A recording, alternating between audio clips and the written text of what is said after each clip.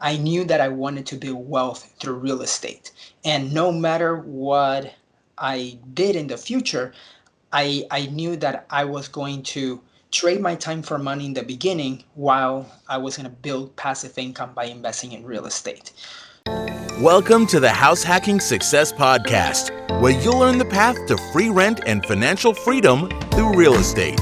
Featuring your hosts, Brad Labrie and Drew Klingler. Hey everyone, real quick before we start the show, Brad wrote an amazing ebook that will teach you everything you need to know about house hacking and living rent-free. To get a free copy, text HouseHack, all one word, to 22828. That's HouseHack, all one word, to 22828 to get your free copy. Well, welcome to the show, Diego. We're really thrilled you're here. Very happy to be here. Thank you for the opportunity. So your story is incredible, right? I know a little bit about it, and we want to tell our listeners about it. Tell us a little about your early journey to America and how that impacted your life and your drive towards real estate. Yeah, so right now, I'm 29 years old. I live in Austin, Texas, but I came to the United States when I was 9 years old. I came from Peru. We came here with a tourist visa, but then after my parents overstayed it, we became undocumented immigrants. And now, with everything that is going on with Congress and the Supreme Court, I am what Congress calls a dreamer. So I am part of the DACA program. And what the DACA program does, it allows dreamers like me who came under the age of 16 to be able to drive, to be able to work, to pay taxes and all this other stuff. Throughout my life, I have faced a few obstacles, challenges that my other friends wouldn't have. At the age of 16, I found out that I couldn't drive. I went to the DNB and I gave them all the documents that I thought were required, and they said that with those, I couldn't get my driver's license. And that's when I knew that my life was going to be different than my friends. So, in spite of that, I went all into my schooling.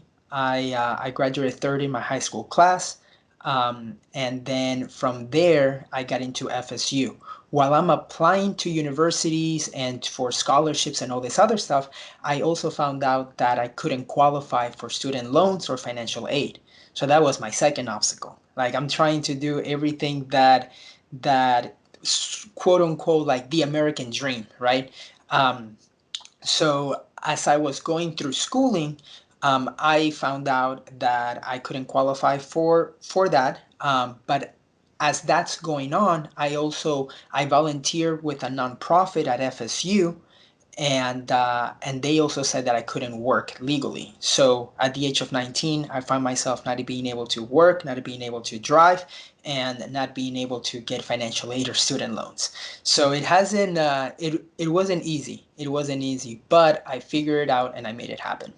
I can imagine. So tell us a little bit of transition from FSU to your Yeah. first job and what that was like. I know that you couldn't necessarily work, and so you had to start your own business. Tell us a Mhm. little about all that and, then making that transition and moving states. Yeah, I lived in Florida for about 13 years, and I found out that even though I couldn't work legally, I could still open up my own LLC. So I began doing websites and IT work for small businesses, nonprofits in Florida. And as I was graduating college, um, Obama passes the executive order called DACA, and that finally, as I was a senior in college, I finally got the opportunity to be able to work and drive, and that was the point where I was like, okay, the opportunities that I have now are a little bit more even to my American friends, and that's when I read the book Rich Dad Poor Dad by Robert Kiyosaki. I was 21 years old, and at that moment, even though I was still like undocumented without any papers at that time, I knew that I wanted to build wealth through real estate. And no matter what I did in the future, I knew that I was going to trade my time for money in the beginning while I was going to build passive income by investing in real estate. So by reading that book, I got hungry into learning more about real estate. I read books like Rich Dad, the book by Napoleon Hill, Think and How to Grow Win Rich. Friends. Yeah, that one, How to Win Friends and Influence People, Richest Man in Babylon. Um, but as I was graduating and now that I could work, I got a job with GM and they told me, Diego, do you want to go to Austin or Detroit? And I'm like, I do not like the snow. So I went to Austin, and I've been here since 2013. I worked in corporate America for about 2 years, from 2013 to August 31st, 2015.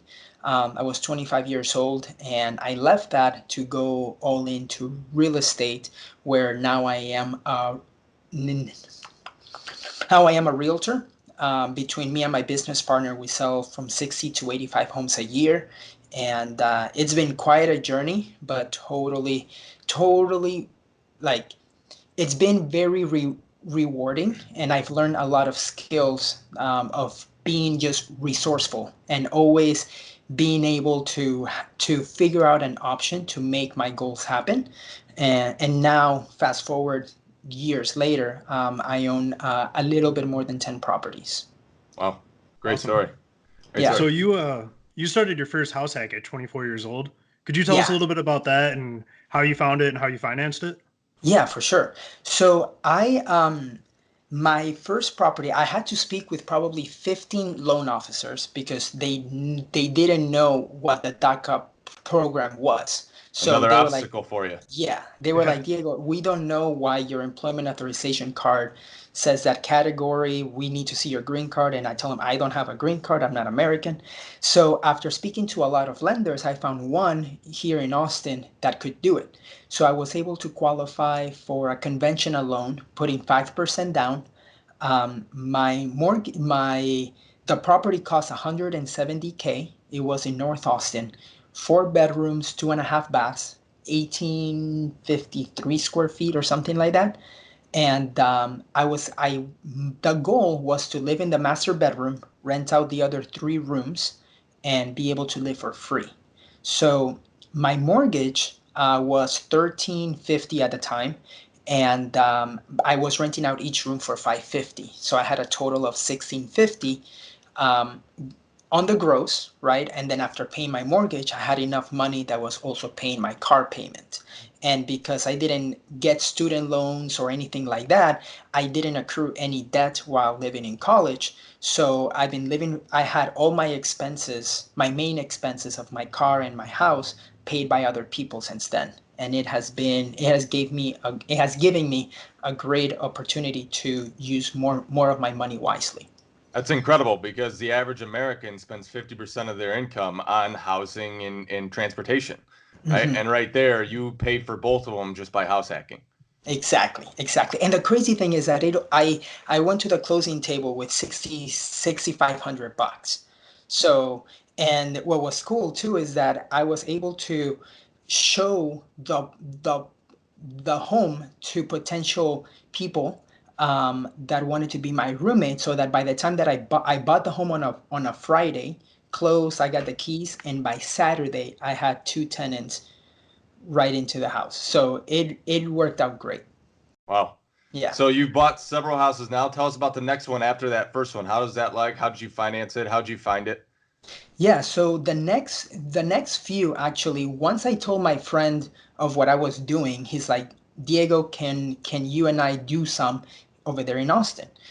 And I told him yes, and we bought 2 more homes, putting 20% down. They were more investment properties, but we used the same model of renting by the rooms.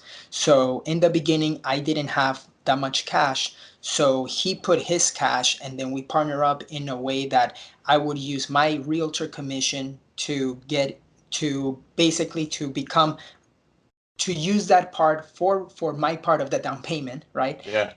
And then as I was getting more money, I was able to pay him more, to the point that we were 50-50 partners. Wow. um, so that's how we So, did it. so real quick, were you Yeah, using almost entirely just your agent commission i was for the down using payment?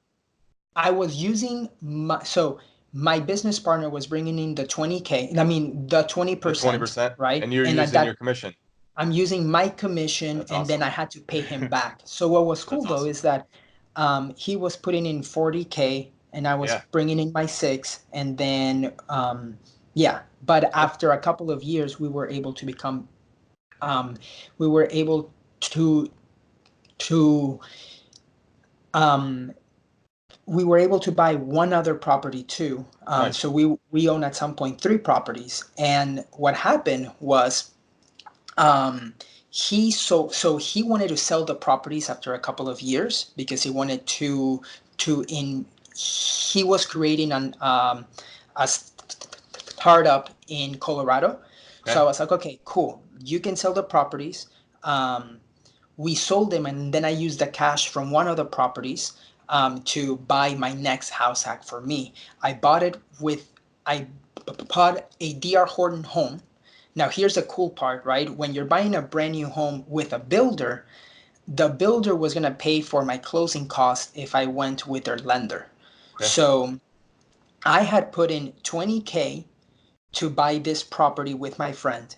When we sold it, it had appreciated a lot, so I took 40K from that property, and I used all that 40 or like 50K that was mine to put it down to the next property. Wow.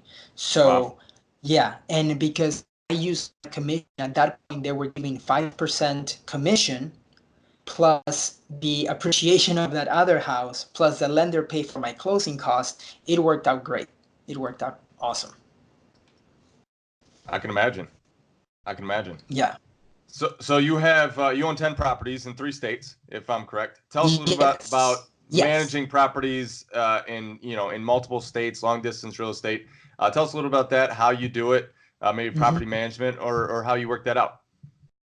Yeah. So my brother, he's a wholesaler in Jacksonville, Florida. He has a great team, and what happened was I enjoyed investing here in Austin for for on the house hacking side, right? Where the ideal home here in Austin to cash flow, because if you buy a 3 bedroom or a 4 bedroom um, single family home and you put a family there, it's not gonna cash flow.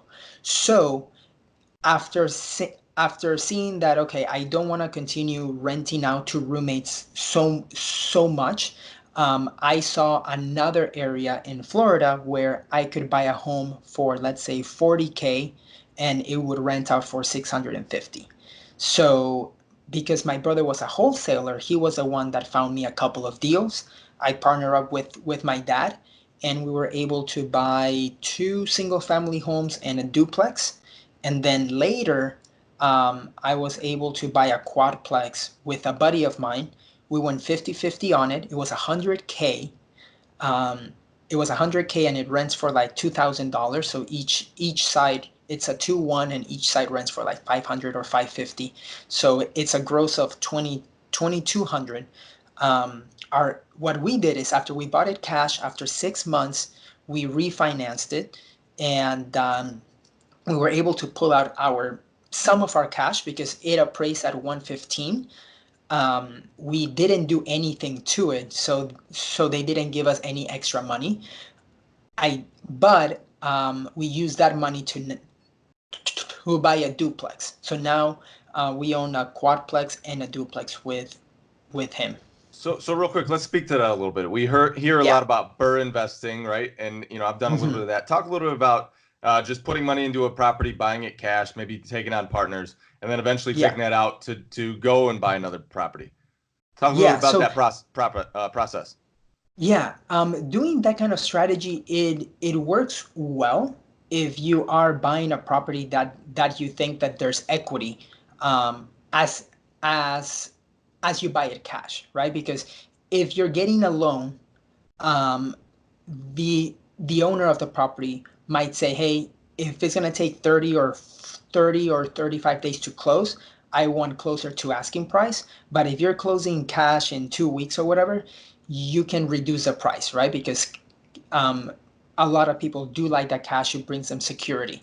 So um, so buying a home cash with equity, after 6 months, the loan officer can lend you the money, and then but you're able to get an appraisal based on the market values. Now, let's say and be able to cash out around 70 or 75% of that. And then you use that extra cash that you make to be able to rinse and repeat. And that's the idea. Awesome. Very Yeah. cool. Yeah.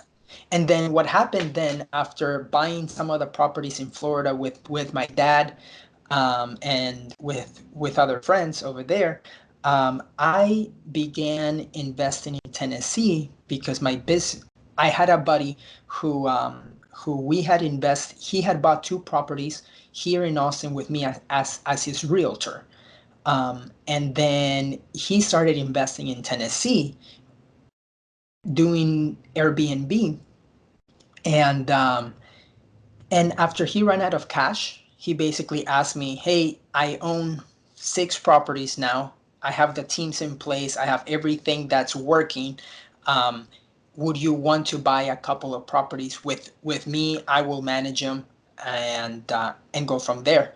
And I told him yes, but I wanted to secure myself too. So I was like, so I told him, if we can put all the properties in your Airbnb host, as he hosting it, where all of his properties, whether I own some or just the ones that he owns himself, I want those to be under that same username and profile, because if he gets a bad review on one, it will affect all of his portfolio, right? So that's why I won that. That it was my way of giving myself some security too.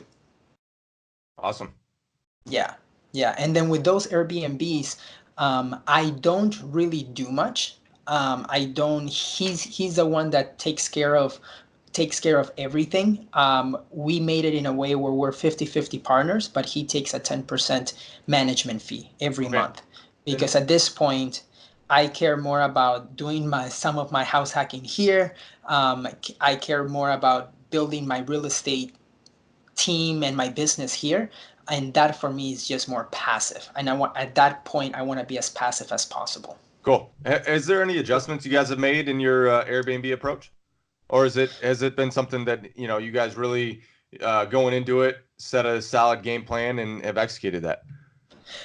There's been a couple of different conversations that we've had right now, because we're at six doors. Overall, we've one of the expenses now has been accounting, because in the beginning he was doing it all himself, but now we have a CPA that basically that that manages all the accounting for all of his properties and my properties that I own with him, and we go 50-50 on that. And Yeah, but now we're talking like $600 a month just on accounting. But it's totally worth it, because I feel like it systemizes our process so that we can actually continue to expand and grow. Awesome. Awesome. So Yeah. let's dive deep even further into your partnerships with a few different people, right? Your Yeah. father, some of your friends and stuff. Tell us a little bit about the financing in those situations, like how you approached it, what type of, even in cash deals, like, it Mhm. probably wasn't just a handshake deal. Like, how do you structure those? How do you approach people and partners? Because there's a lot of people here that would like to partner. What Yeah. advice would you have on doing that? Because you've done several now. Yeah, I would recommend that you partner up with somebody that's bringing something else, like some other skill, right? Because if you go like if you know how to build homes and you partner up with somebody else that knows how to build homes, but then you don't have the cash, then that partnership is not going to go anywhere. But if you partner up with somebody that has a skill that you may not have or have the cash, then that's going to be something that will be a win-win for the two of you, or the three of you, right? Whoever's in that LLC or corporation, whatever. So that's number one. Find out what skill the other party's bringing in that you don't have. Number two is to put it in a way that you're creating your own LLC, and have all the funds go through the LLC, because you don't want somebody to have the funds going to his bank account and then later be asking him, "Hey man, you need to pay me for this month," and then so you want to make sure that you structure everything the right way. One of the things that usually happens when you're buying a home with a loan is that the banks are going to lend you on your name, but you can still fund all the funds, the rent money, and pay the mortgage and everything through the LLC's bank account. So keep that in mind, because I've had a bunch of investors that come and say, Diego, we want to buy a home in Austin, um, but we want to buy it through our LLC, and no bank is going to lend you for your first property through an LLC without putting a lot of money down, and Mm-hmm. it's like amortized at a higher rate, and Mm-hmm. sometimes it comes with like a 7-year arm. I don't know what all of that means. I'm like, dude, just get a conventional loan in your name and have the funds go through that. Later, you can pay an attorney to basically change the title of the property from your name to the to your LLC. Mm-hmm. Um, but that will come afterwards. So creating your LLC and making sure, I always recommend people that they talk about what is the strategy going in, and what is the exit strategy for that one property, or maybe the multiple properties, and even the partnership, because you want to know, because everybody's happy and excited when they come into the partnership, but then when something goes wrong at the end, they're not happy anymore. They're gonna bring other stuff, right? That's an important note, because I think, another thing to add to it is clarifying who's going to make the difficult decisions when those arise. Yeah, In different, when you're partnering, usually you have different strengths and weaknesses, and just clarifying, who is going to make the calls when those, difficult situations arise, and this situation versus that situation. Because I went through a partnership, I had a great experience. We just clearly defined who was going to make decisions based on what came up. I took my strengths, and I made those decisions, and my partner, made decisions in his strengths, and we just clearly defined it. And a lot of partnerships that I see that fail are the ones that they don't clearly define who's going to make those decisions. And then when, tough situations come up, they both go in different directions, and they end up hating each other at the end. So clearly defining, like exactly. you're talking about. Exactly. Yeah, and that happened once to me, and because of the numbers and stuff like that, I ended up not getting $1,800 after we sold the home, but I took that as a lesson, and I'm like, okay, that lesson cost me $1,800. I will not do that again. Yeah, Yeah, we have a lot of those lessons, don't we? I've had yeah, them as we well. do, we do, and as realtors, we have them even more. I had Yeah. to pay for like a fridge sometimes, the curtains and curtain rods. So Oh I yeah. see them as, okay, that lesson cost me $600. Yeah. Yeah. I have a Uh, lot of them. So you are a realtor. You run a company that does over 20 million a year in Yeah, real estate. Could you tell us a little bit about that? yeah. So what was interesting, was, so when I wanted to buy my first house hack here in Austin, I didn't have, I so at that point I wasn't a realtor yet. The realtor that was helping me, I had a lender who said, Diego, we can lend you the money. So he gave me the prequal, all of that stuff. And we were under contract. We go through the inspection period, everything. And then 2 weeks before closing, the lender says, Diego, we need to see your green card. And I'm like, I told you from the beginning, we don't have it. I don't have it. So we had to cancel the contract, and I felt really bad because like that realtor has spent so much time drive, like we saw a few properties and wasted his time with the inspection and all this other stuff. So what I did is I went to him and I told him, "Hey, I'm pretty good with technology. I feel bad that I wasted your time. What can I do to help you on on like, do you need a website? Do you need something with technology that I can help?" He said yes, so I helped him out a bit, and we became really good friends. Fast forward a year and a half later, I asked him if I could drive him around while he was meeting with clients and showing homes, and I really liked it. So I drove him for 2 weekends for free, just to see if it's something that I would like to do. And I told him, I said, I work full time, so I do not have the time to learn like all of this by myself. Can you mentor me? He said yes.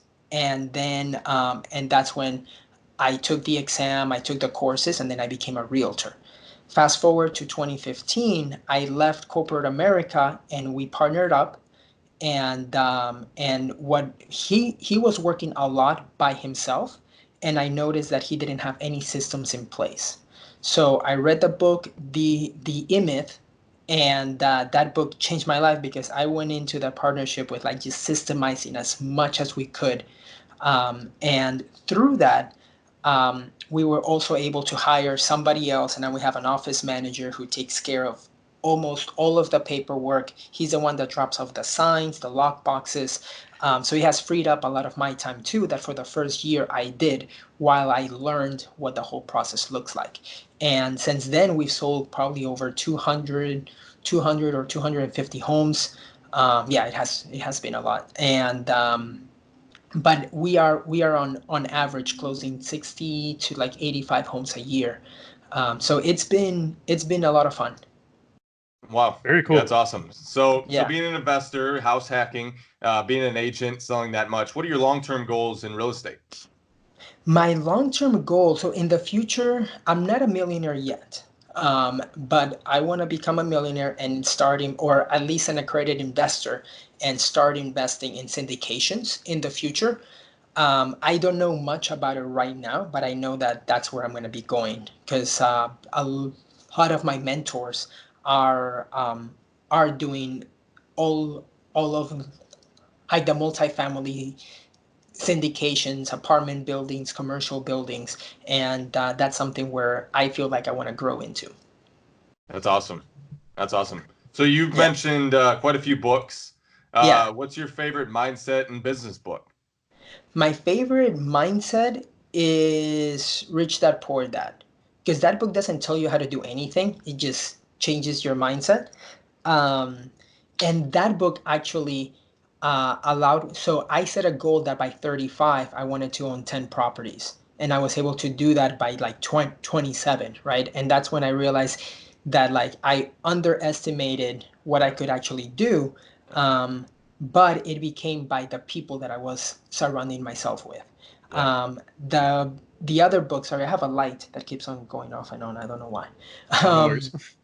the the business book, I do like the E-Myth. That for me was the one that just gave me different ideas, Hmm. and I was able. So what I did is in that book they talk about putting everything that you do in checklists and procedure manuals. So I filmed myself doing a lot of the tasks in my computer, filmed my screen, and I gave those videos to somebody in the Philippines that I was paying like $3 an hour.